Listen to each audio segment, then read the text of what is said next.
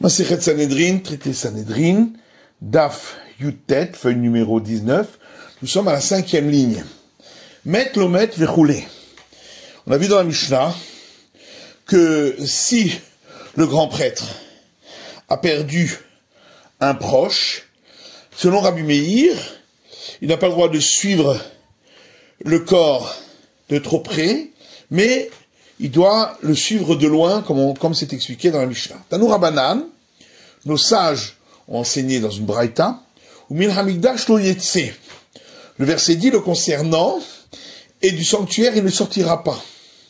Ce qui veut dire lo yetse imahen. Il n'a pas le droit de faire quelque chose qui le désacralise, et donc il ne sortira pas avec eux, ceux qui portent le corps, avec le tse ou harehen.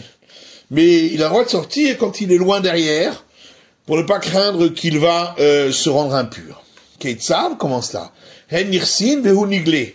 Au moment où ils ne sont plus visibles dans la rue en question, il a le droit, lui, d'y pénétrer. Hen niglin vehu nirse. Mais dans la rue où ils sont visibles, il n'a pas le droit, lui, d'y pénétrer. Veyotse ad petach vechoulé. La Mishnah poursuit donc en disant qu'il peut faire ainsi jusqu'à ce qu'il arrive à la porte de la ville, etc. Rabbi Yehuda, dans la Mishnah, n'est pas d'accord avec Rabbi Meir et dit qu'il n'a pas le droit de sortir du tout, puisqu'il est écrit du sanctuaire, il ne sortira pas. La Gemara dit Shapir Kama Rabbi Yehuda. Rabbi Yehuda, a priori, il a raison. Amar lach Rabbi Meir. Rabbi Meir te répondra, Yachi levetonamilo. Mais si c'est ainsi, même pour entrer chez lui à la maison, il n'aurait pas avoir le droit de sortir. Et là, Achikama, donc forcément, voilà ce que le verset veut dire.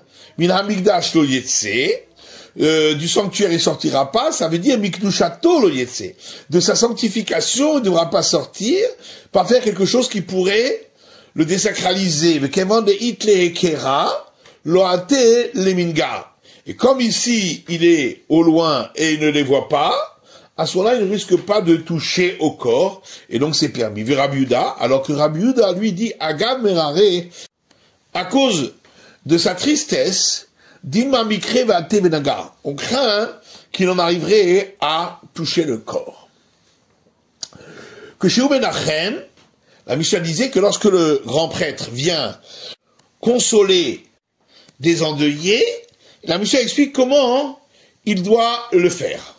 Tanou Rabbanan, nos sages ont enseigné dans une braïta que chez Hu over beshura al-nachem et achim, lorsque lui, le grand prêtre, passe dans la ligne pour consoler les endeuillés, c'est Gan ou Mashur chez Avar Bimino, il aura son second, ainsi que le grand prêtre précédent, qui avait été oint et qui avait été démis de ses fonctions, Bimino se trouveront à sa droite, Verosh Bet Av, alors que le chef de la famille des prêtres qui servait au temple ce jour-là, va Avelim et les endeuillés, Vecholaam et tout le peuple qui passe devant eux, Mismolo, seront à sa gauche.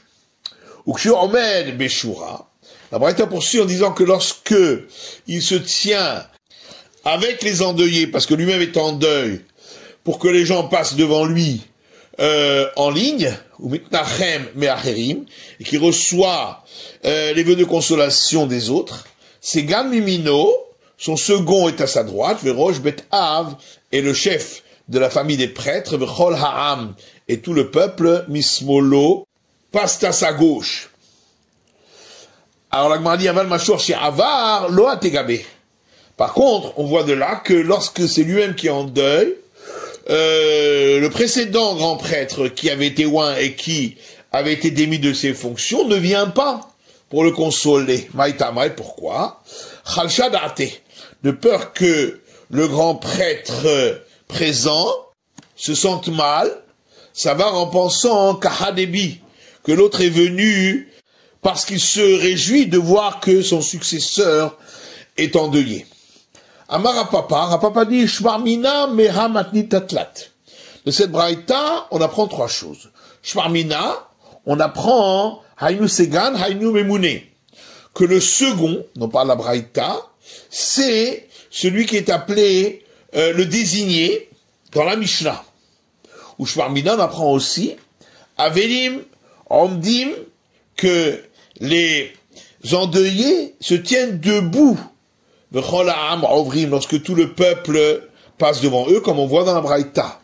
Ou Shmarmina, et on apprend encore que Avelim Nismol Amenachamim Hen Omdim, que les endeuillés se trouvent à gauche de ceux qui passent en ligne pour les consoler. Tanou Rabanan, nos sages ont enseigné dans une braïta. Barishona yu avelim omdim vechol ha'am ovrim.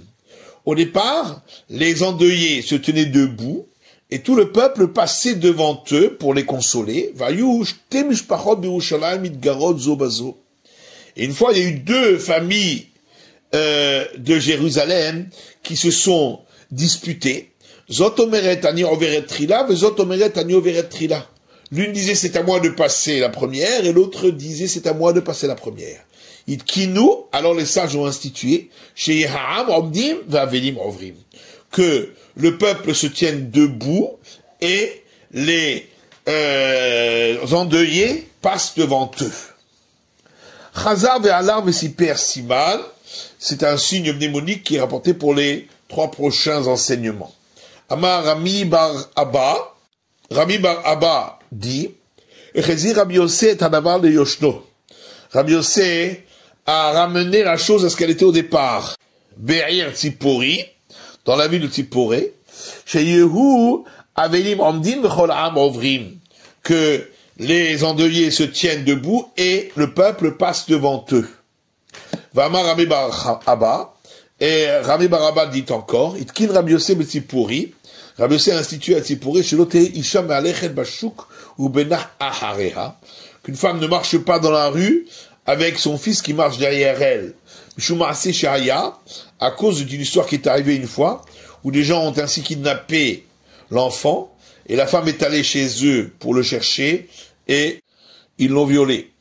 Vama Rami Baraba, et Rami Baraba dit encore, Itkin Rabbi Yossé Be'Tzipori, Rabbi Yossé a institué à Tziporé, chez Yehu Nashim Mesaperot Bebetakissé, que les femmes parlent entre elles lorsqu'elles se trouvent aux toilettes, Mishum Yichud, afin qu'un homme ne rentre pas là-bas et qu'il s'isole avec elle. Amar Ramenashia Baout, Ramenashia, fils de Rout, dit, chez Elit et Rabbi Yoshia Rabba, j'ai demandé au grand Rabbi Yoshia, Bebet Almin de Hutzal, dans le cimetière de la ville de Hutzal.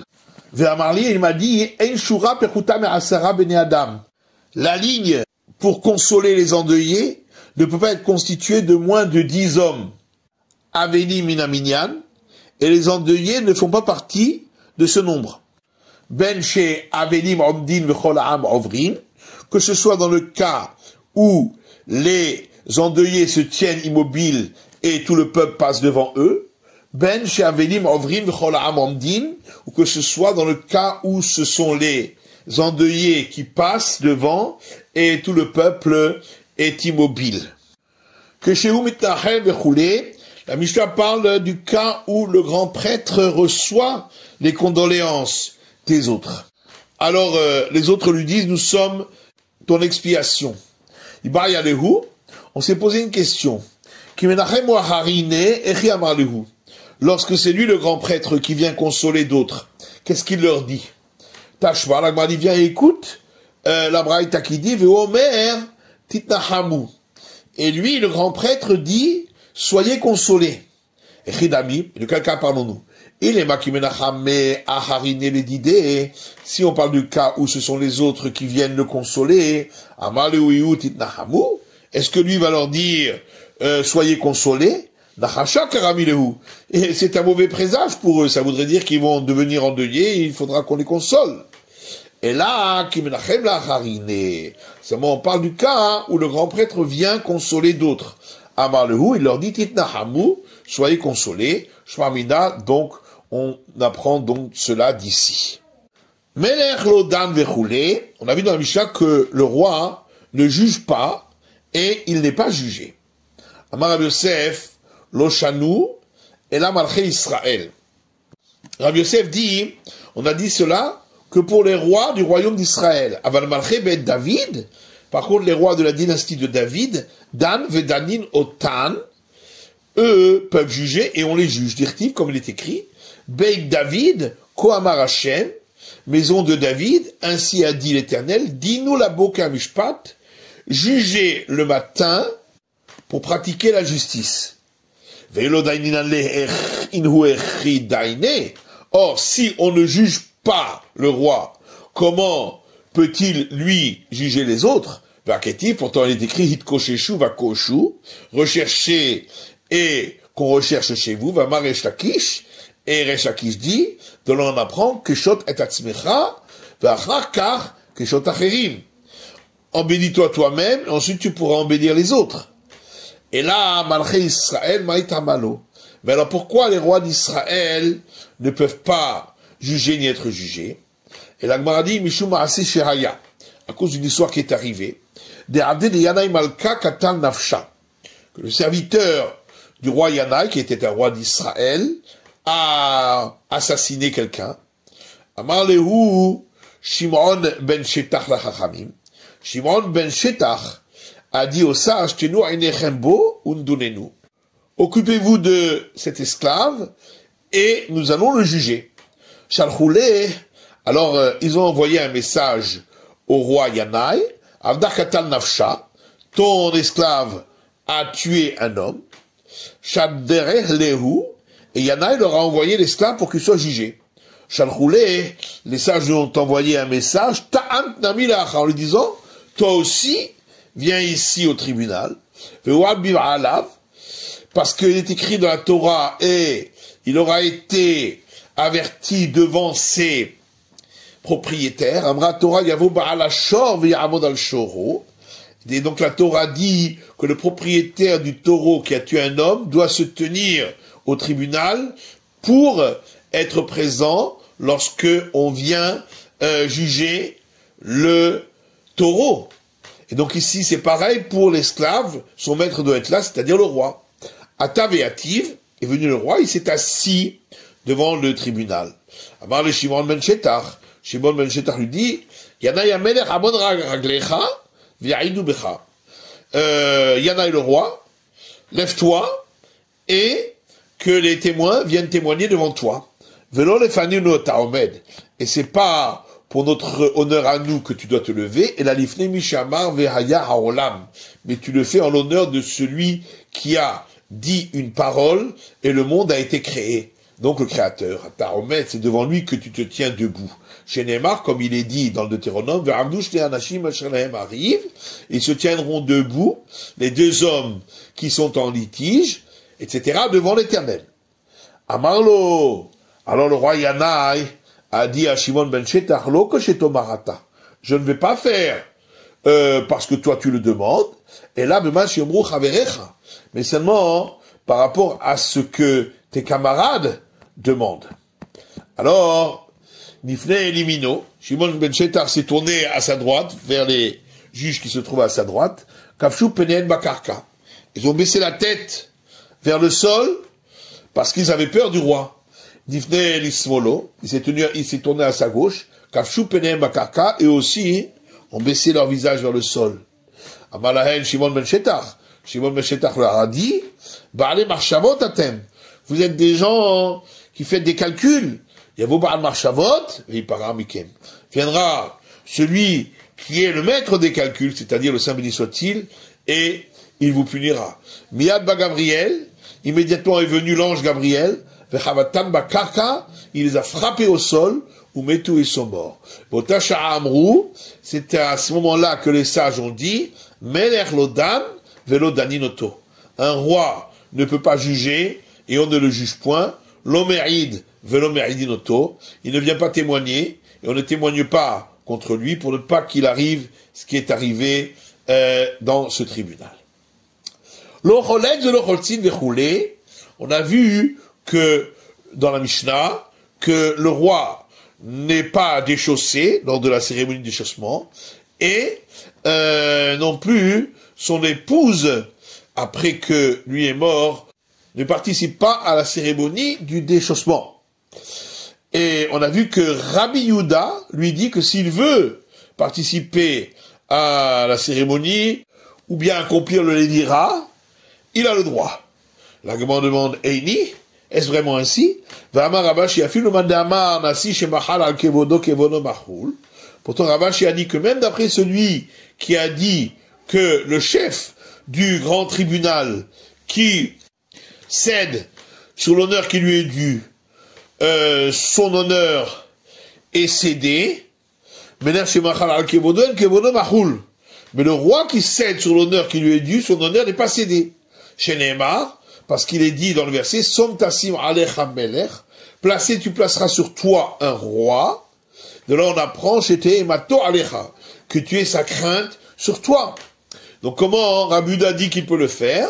La Gemara répond, mitzvah shané. Étant donné qu'ici, il accomplit un commandement, c'est différent.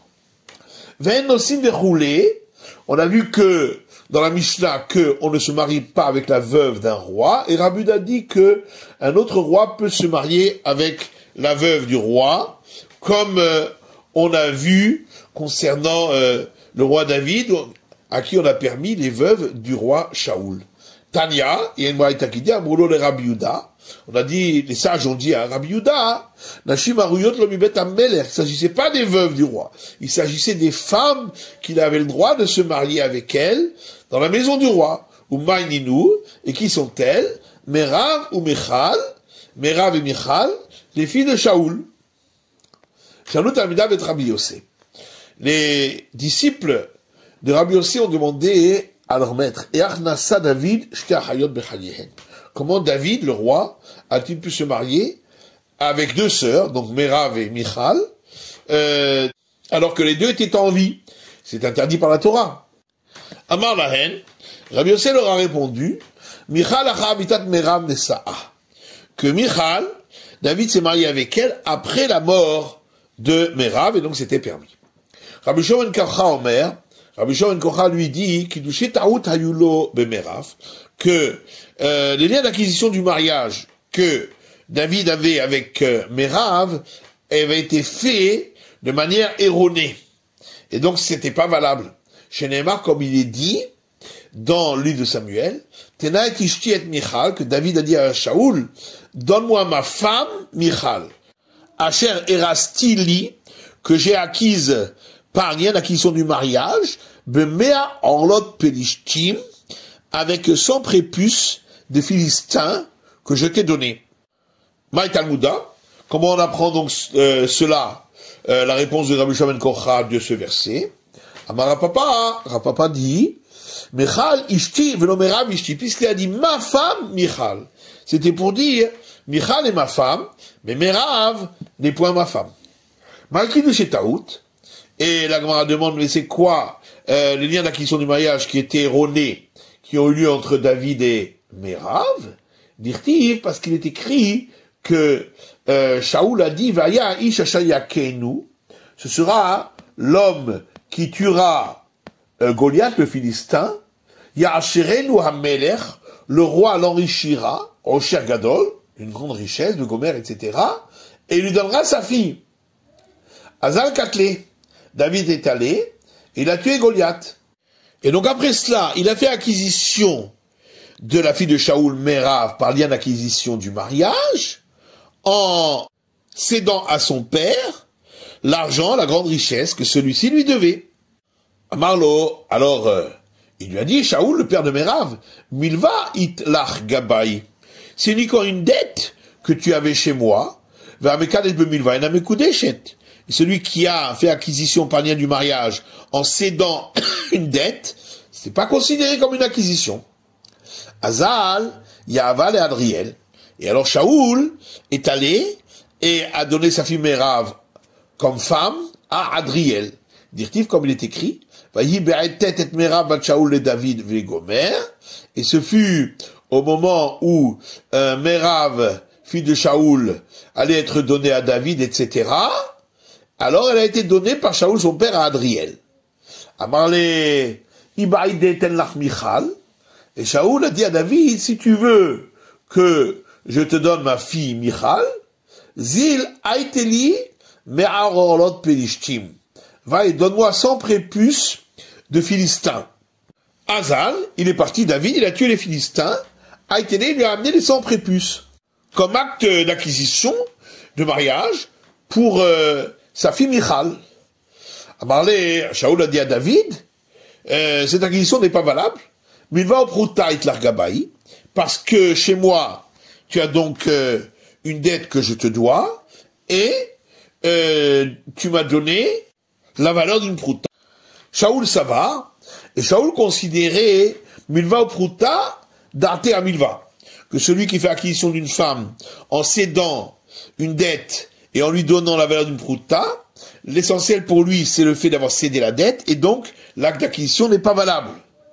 Mais David ça va, alors que David considérait que milva au prouta, lorsqu'il fait acte d'acquisition du mariage en cédant une dette et en donnant la valeur d'une prouta, d'arte à prouta. Il pense essentiellement à la prouta, et donc le mariage est valable.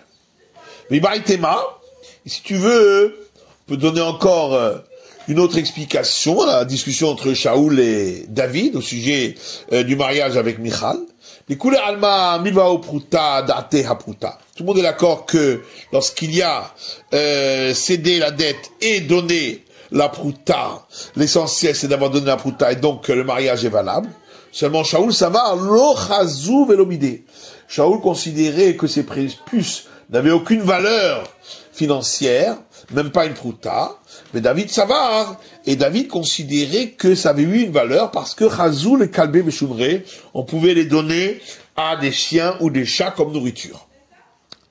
Et la Gemara demande Rabbi Yossé, d'après Rabbi Yossé qui dit que l'acte de mariage avec Merav était valable, seulement il s'est marié avec Michal après la mort de Merav. Comment explique-t-il ce verset où David a dit « Donne-moi ma femme Michal » Pourquoi il a dit « ma femme Michal » d'après lui? Rabbi Yossé est armé. Rabbi Yossé donne une explication selon son opinion. Tétania, parce qu'il y a une braïta qui dit « Rabbi Yossé aya doresh mikraot me'o ravim » Rabbi Yossé expliquait les versets où on a inversé les noms. Ketiv, parce qu'il est écrit un verset dans le livre de Samuel. Et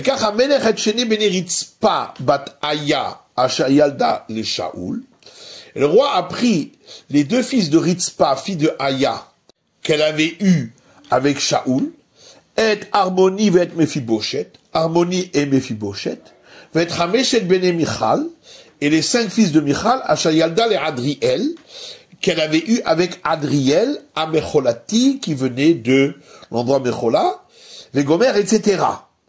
Vechil et Adriel Nitna. Et pourtant, est-ce que Michal avait été donnée comme femme à Adriel? Valo le Palti ben Laïch Nitna. Voilà que elle avait été donnée comme femme à Palti, fils de Laïch, Tirtif, comme il est écrit dans le livre de Samuel, mais Shaoul Natan et Michal Bito, et chez David, le Palti ben Laïch, Vegomer. Et Shaoul a donné Michal, sa fille, la femme de David, à Palti, fils de Laïch, etc. Et là, mais qui touchait Merab et Adriel, et qui touchait Michal et Palti. Seulement, c'est pour juxtaposer le mariage qui avait eu lieu entre Merav et Adriel, et le mariage qui avait eu lieu entre Michal et Palti. Bah, qui touchait Michal et Palti, bah, Avera. Et pour dire que de la même manière que le mariage qui avait eu lieu entre Michal et Palti était un interdit, puisque Michal avait bien été marié avec David auparavant, comme on l'a vu. Av qui touchait Merav et Adriel, bah Avera. De même, le mariage qui avait eu lieu entre Merav et Adriel était interdit, puisqu'elle avait été auparavant dûment mariée avec David. Et donc c'est cela que le verset qu'on avait ramené précédemment vient dire, que David a dit à Shaoul, donne-moi ma femme, Michal, pour dire, de la même manière que Merav était ma femme, Michal aussi est ma femme. Et la Gemara demande, Rabbi Yoshua ben Korcha nami, mais alors, pour Rabbi Yoshua ben Korcha aussi, comment va-t-il expliquer ce verset à Ketiv, où il est écrit, et Hameshet bene Michal bat Shaoul, les 5 fils de Michal, fille de Shaoul, qu'elle avait eu avec Adriel, alors que c'était avec Palti, fils de Laïch. Amala Rabbi Yoshua, tu réponds ainsi, V'chi Michal Yalda, Valomer Rav Yalda. Est-ce que c'est Michal qui a eu ses 5 fils? Non, c'est bien Merav qui a eu ses 5 fils avec Adriel. Et là, seulement, Merav Yalda, Merav a eu ses fils, ou Michal Gidla, et c'est Michal qui les a élevés. Les fichar, Nikreu al Shema. C'est pourquoi ils ont été appelés au nom de Michal, comme si c'était ses fils. La maître Hachekol Amegadel Yatom Betorbeto, pour t'apprendre que tout celui qui élève un orphelin chez lui à la maison, le verset considère comme s'il l'avait mis au monde. Hanina Kara, Yochanan, Vishto, El Hazar, Ula, ou Shmuel, Benimoudé, Siman, c'est le signe mnémonique des enseignements suivants, où on voit que élever un enfant, c'est comme si on l'avait mis au monde.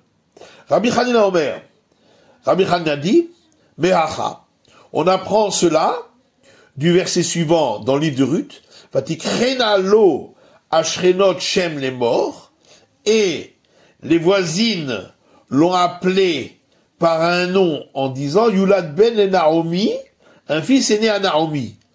Naomi Yalda, est-ce que c'était Naomi qui avait eu cet enfant? Va alors Ruth Yalda, c'est pourtant Ruth qui l'avait eu. Et là, Ruth Yalda, seulement Ruth lui a donné naissance, Naomi Gidla. Et c'est Naomi qui l'a élevé, le Ficha Mikral Shema. C'est pourquoi il a été appelé au nom de Naomi, comme s'il avait été sa mère. Rabbi Yochanan Amar, Rabbi Yochanan dit Imeacha. De ce verset, on apprend, Vishto ha-Yehudiya, et sa femme, la judéenne, la femme de Mered, Yalda et Yered, à Vigedor, Vegomer, elle a donné naissance à Yered, à Vigedor, etc. Et les Benemitia, Balparo, Hachan, Lakar, Maret. Ceux-ci sont les fils de Bithia, fille de Pharaon, que Mared avait pris pour femme. Mered c'est Kalev. Mered c'est Kalev, qui s'est marié avec Bithia. Velamanikra Shemo Mered. Pourquoi on l'appelle Mered? Shemara Ba'atzat Ameraglim. Parce que il s'est rebellé contre les mauvais desseins des explorateurs. Bithia Yalda. Mais est-ce que c'est Bithia qui a donné naissance à ses enfants? Or, tous les noms qui sont donnés ici sont les surnoms de Moïse. Valo Yocheved Yalda. Or, c'est Yocheved qui a donné naissance à Moïse. Et là, Yocheved Yalda, seulement c'est Yocheved qui lui a donné naissance, ou Bithia Gidla. Et c'est Bithia qui l'a élevé, le Ficha Mikral Shema, c'est pourquoi il est appelé au nom de Bithia comme si elle était sa mère. Rabbi Elazar Amar Meacha. Rabbi Elazar dit, on apprend de ce verset, dans les psaumes, Ga'alta Bizro Amecha, tu as délivré avec un bras fort ton peuple d'Égypte, Bene Yaakov et Yosef Sela, les fils de Jacob et de Yosef à tout jamais. Yosef Yalad, est-ce que c'est Joseph qui a donné naissance à tout le peuple d'Israël, les 12 tribus? Valo Yaakov Yalad. Pourtant c'est Jacob qui a donné naissance. Et là Yaakov Yalad, mais Yosef Kilkel. Cependant c'est Yaakov qui a donné naissance, et c'est Joseph qui les a nourris lorsqu'ils sont venus en Égypte. Le Ficha Nikro al Shemo, c'est pourquoi ils ont été appelés au nom de Joseph. Amar Rabbi Shmuel Mar Nachmani, Amar Rabbi Yonatan. Rabbi Shmuel, fils Nachmani, dit au nom de Rabbi Yonatan, Kol Amenamel ben Chavero Torah. Tout celui qui enseigne au fils de son camarade la Torah, Ma'ale Alav Akatu Kelo Yelado. Le verset le considère comme s'il lui avait donné naissance. Chez Neymar, comme il est dit, Vele Toldot Aaron ou Moshe. Voici les descendants de Aaron et Moïse. Urtiv, il est écrit ensuite, Vele Shemot ben Aaron, et voici les noms des fils d'Aaron. L'Omar Lecha, pour t'apprendre, Aaron Yalad. C'est Aaron qui a engendré ses enfants, ou Moshe Limed, et c'est Moïse qui leur a enseigné la Torah. Le Ficha Nikro al Shemo, c'est pourquoi ils ont été appelés à son nom, comme s'il était lui le père. La reine, Koamar Hashem El Bet Yaakov, un verset dans Isaïe, c'est pourquoi ainsi a dit l'Éternel à la maison de Jacob, Asher Pada et Abraham, qui a racheté Abraham. Où a-t-on trouvé que Jacob a racheté Abraham? Amar Rabbi Yehuda. Rabbi Yehuda dit, il l'a racheté, il l'a délivré de ne pas avoir besoin d'avoir la souffrance d'élever les enfants, puisque c'est lui qui a élevé les 12 tribus. Va nous dire-t-il, et c'est ce qui est écrit, Lo ata yevosh Yaakov, non pas maintenant, Jacob devrait avoir honte, Lo ata yevosh Yaakov, mais aviv, pour expliquer, non pas maintenant, Jacob devra avoir honte par rapport à son père, Isaac velorata panav yehivaru, et non pas maintenant, sa face devrait devenir blanche de honte, mais aviv de son grand-père, Abraham, puisque au contraire, c'est lui qui a donné naissance aux 12 tribus.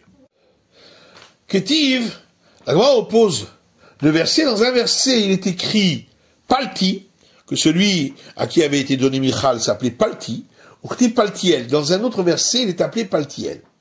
Rabbi Yochanan dit Palti Shemo, son nom est Palti. Voilà Manikra Shemo Paltiel.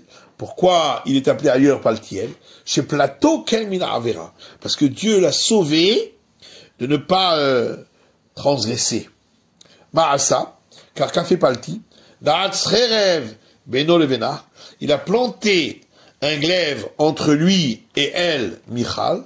Ve'amar, il a dit quoi au sec bedavarze, tout celui qui ferait une chose pareille, d'avoir une relation avec l'autre, alors que Michal était déjà marié avec David, il d'aker becherevze, qu'il soit transpercé par ce glaive.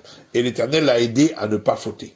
Vaketiv, la Gemara demande, mais pourtant il est écrit Vayeler Ita Isha, que son mari, Palti, est allé avec elle en pleurant lorsqu'elle est partie chez David, qu'il a appelé à elle. On voit donc qu'il est appelé son mari. Et la Gemara répond, chez Naasa la Kiisha. Pour elle, il était devenu comme son mari parce qu'il s'était occupé d'elle. Vaketiv alochubacho. Et voilà qu'il est écrit qu'il allait en pleurant. Pourquoi il a pleuré? La Gemara dit, à la mitzvah d'Azimine. Parce qu'il n'avait plus ce commandement qu'il avait observé de se séparer d'elle. Ad Bahurim, c'est écrit qu'il est allé avec elle jusqu'à un endroit appelé Bahurim, pour m'apprendre chez Naasu Shenehem, que Bahurim, chez l'Otamut Ambi'a. Les deux étaient comme des jeunes gens qui n'avaient jamais goûté à une relation conjugale.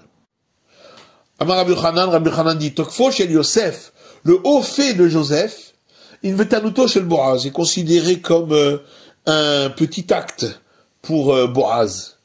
Tokfo shel Boaz, le haut fait de Boaz, Invetanuto shel Palti ben Laish, est considéré comme un petit acte pour Palti, fils de Laish. Tokfo shel Yosef, alors on explique, le haut fait de Joseph, Invetanuto shel Boaz, est considéré comme un petit acte pour Boaz, dire-t-il, puisqu'il est écrit concernant Boaz, Vaï bachatzi alayla, Vaï cherad aish, Vaï lafaet, et ce fut au milieu de la nuit, et l'homme fut pris de tremblement, et il a été saisi. Maï Vaï lafet, qu'est-ce que ça veut dire il a été saisi? Amarab shenasa besaro keraché le fatot. Rav dit, son membre est devenu dur comme la tête d'un navet, parce qu'elle s'était couchée auprès de lui, et que elle n'était pas une femme mariée, donc c'était beaucoup plus difficile pour lui que ce qu'avait fait Joseph, alors qu'elle n'était pas couchée auprès de lui et qu'elle était une femme mariée. C'est la fin de l'étude du Daf Yutet de la feuille numéro 19.